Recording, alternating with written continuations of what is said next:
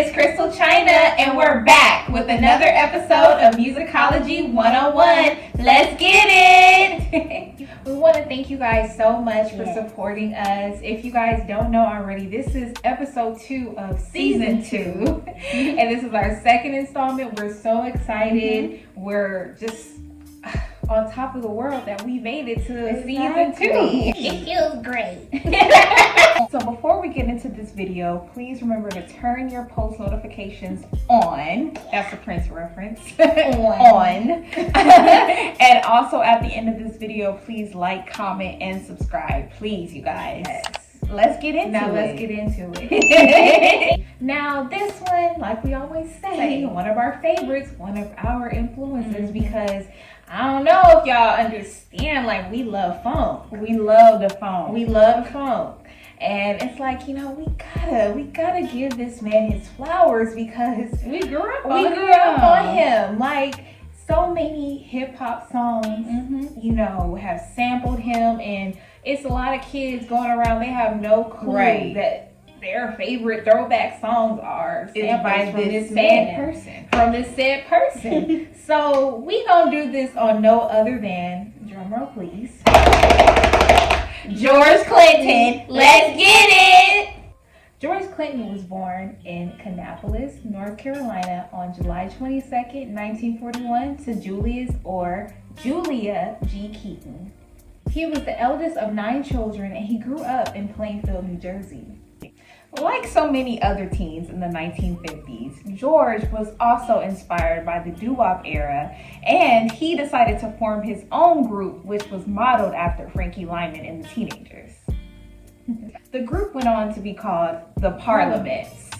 The group was based out of a barbershop called Silk Palace, where George was also the part owner, but he was known because he was the one that was doing all the relaxers. He was straightening that hair.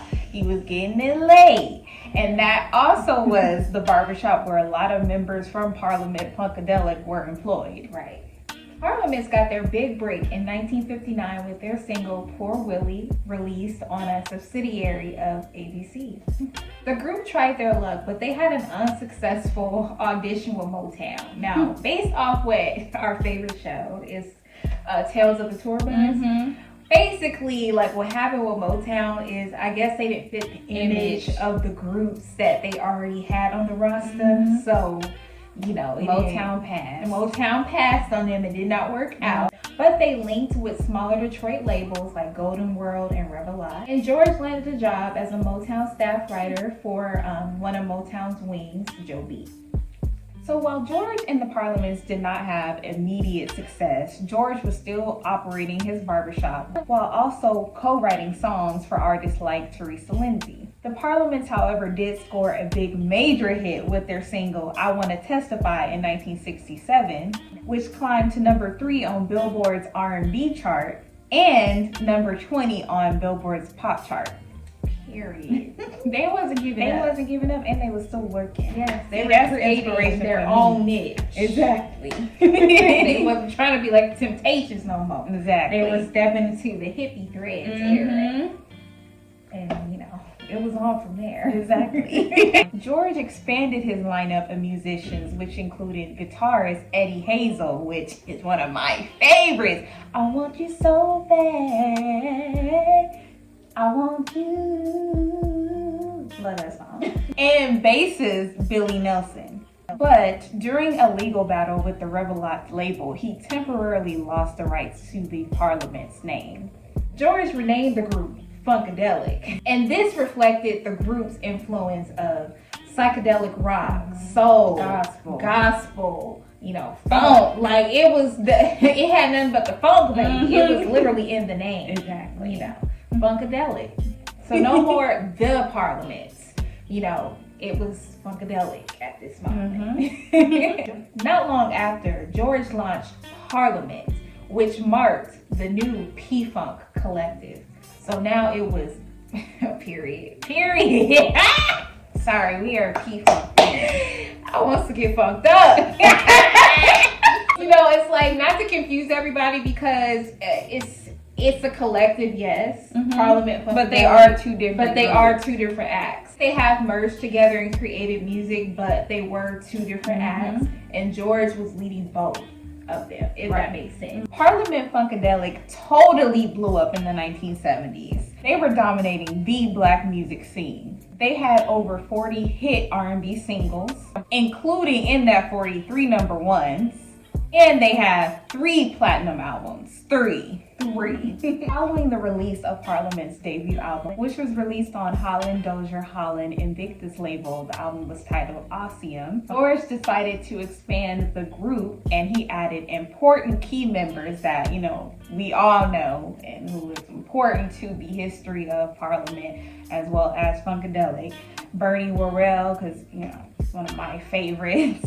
I'll be with you. I love that song. I listen to that song at least every morning. It's on my morning list. As well as Gary Scheider and Bootsy Collins, who was recruited from James Brown's band. Come on. Warm me up now. Warm me up. Mind you, they are like, I guess you can say, the sons of James Brown. Yeah. They grew up watching James Brown. James Brown is really the first person to have the funk. Right. So they come from the school of James Brown. And these are kids that was, you know, coming up in the late 60s, early 70s, and who they were creating their own variation of funk for that time. But just want to put that out there. I'd rather be with you, oh yeah. Oh, I'd rather be with you. I'd rather be with you, yeah. Yeah, I'd rather be with you. After departing the Invictus label, Parliament joined Casablanca Records in 1974, and they enhanced their sound using Fred Wesley's The Horny Horns. And as you may know, Fred Wesley was also from the JBs, so it's a lot of James Brown influence that's just... that Fred that he's talking about and doing it to death, that's that Fred Wesley. So, as you can tell, the James influence is all around, and it's just all in the pot of the goodness of Parliament and Funkadelic.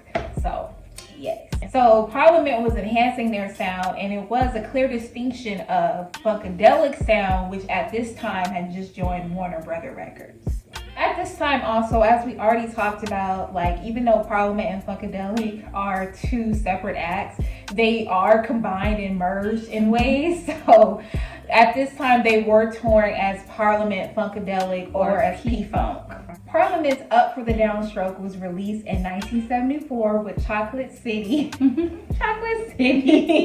following in 1975. Both performed strongly on the Billboard R&B album chart, and they did moderately well on the pop charts as well. Parliament marked their period of success when they released their concept album, Mothership Connection, in 1975, which is one of my favorite albums ever, which also, you know, gave the mythology behind P-Funk. You know, if you're really into it, you know that there's different spin-offs within their collective, but it's really a mythology behind it. And let's also talk about the costuming, the Afrofuturism that came with this concept album. You know, not even to mention what this album and Mothership Connection as the song did for a whole new generation of music, you know, talking about hip-hop. You know, Dr. Dre, all of them were sampling just that. First of all, just that one song in particular. That's one of my favorite songs, and I do recommend you guys going to watch the live version of that performance. You can see the mothership coming. Like, literally, you see the mothership coming. Like, at that time, that was major. Right. To have all of the graphics, all of I guess you could say, like, it was almost like Broadway. Right. Like, it was a show. Yes. I mean, I don't know if it was computer generated something, but, like, they were on top of the game with that. Like, no other act was bringing that in, that space theme. Because I think that George Clinton also, I think he was like a Trekkie. Right. I think he was. So, like, I mean, I'm sure that is one of the influences for that. And plus, that's like, I mean, if I'm not mistaken, that's not too far apart from like Star Wars coming out. So that was like perfect timing. Exactly. But definitely, I want to link we definitely want to link that performance in the description. Yes. So you guys don't have a hard time finding it. Exactly. Just so you know what we're talking about. That's If you have not already seen it's really, I really wish I was there. It's an experience. It is an experience. Down, sweet cherry starfish, let me ride. Swing down, sweet cherry starfish, let me ride. First of all, let's not even talk about Dr. Dre sampling that for Let Me Ride. That's another childhood song that we grew up on because of our dad's influence from P-Funk, but also growing up in the era of hip-hop. Exactly. Because he was right in the middle of what the P-Funk era was, or the George Clinton era was, as well as coming into the hip-hop era. So, like, you know, that's exactly what we'll be getting into very shortly. But, you know, just that he was able to, Parliament Funkadelic as a collective, they were able to influence a whole nother generation of music. Like, how amazing is that? G-Funk. Exactly. G-Funk. The name itself came from P-Funk. But, you know, that's what we get into. That's what we I'm getting to it. I get to it. The album features Maceo Parker, which is another one of the JBs as well. As well as Fred Wesley. Notable singles from that album included P-Funk, Wants to Get Fucked Up. Ooh, I almost said I want the P-Funk. I want to get funked up. The bomb. like where have you heard that? Exactly. Come on. Do we have to do an episode on I mean, I think we're gonna do an episode on sampling because it's the little small thing. Yes. The bomb. I remember our dad used to walk around the house saying that. The bomb. Digital Underground is another group that, you know, even if you look at Humpty's Nose, like one of Parliament's album covers looks exactly like what's his name? Shock G, when he used to wear the Humpty nose and the costuming, that looks exactly like him, but that was from the 70s. That didn't come, his whole thing didn't come out to the late 80s, like 1990. Yes. Exactly. Influence a whole group of kids. I don't even know if they realized that they were influencing the next generation. Right. And that their music would be used in, clearly hip hop was still forming in like the Bronx. So, I don't think they realized that, you know, a few years later, their songs will be used to create hip hop. Exactly. They was influencing the kids of that generation. Basically, if we gonna be real, Parliament created a whole new genre of music. Yes, they did. And I'm not even talking about, P-Funk is a genre, but they created a whole nother genre with hip hop and sampling. They set the stone for funk. Every time I think of funk, it's James Brown and Parliament, Funkadelic. George Clinton, Yes, Bootsy, that's what I think about. They are the funk. Exactly. And another notable single off of this one album, The Mothership Connection, is Tear the Roof Off the Sucker, Give Up the Funk. Period. Think about Beauty Shop. Yes.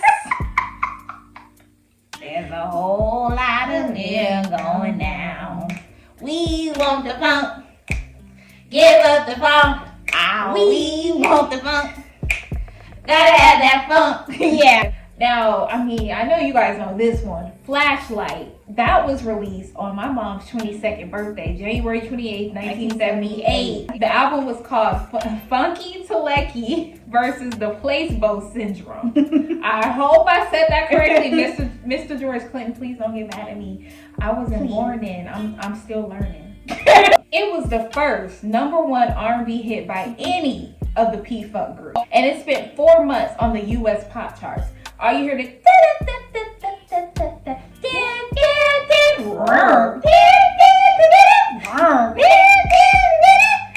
Ow! I lay me down to sleep. Ooh, I just can't find a beat. Last light. No, I never did. Like, literally, I don't know if you guys see this theme, like, and even like with Aqua and Boogie. and Flashlight. It literally is about the reluctance of dancing. So if you just literally listen to the lyrics, that's what it's about. Mm-hmm. But that's like a conversation. Meanwhile, Funkadelic was enjoying the success of the album and single of the same name, One Nation Under a Groove, which featured former Ohio player himself, Walter Juni Morrison. Period. He's one of our favorites too. Yes! I love that song. Oh, I love that song. I love that song. Mm-hmm. Angel. First of all, Ohio Players is one of Armand's favorites, so. Roller coaster. Say what? On the album Motor Booty Affair, the song Aqua Boogie spent 4 weeks at #1 on the R&B singles chart during the winter of 1979. Never learn to swim. Wait, psycho something. Aqua doodle. Catch the rhythm of the stroke.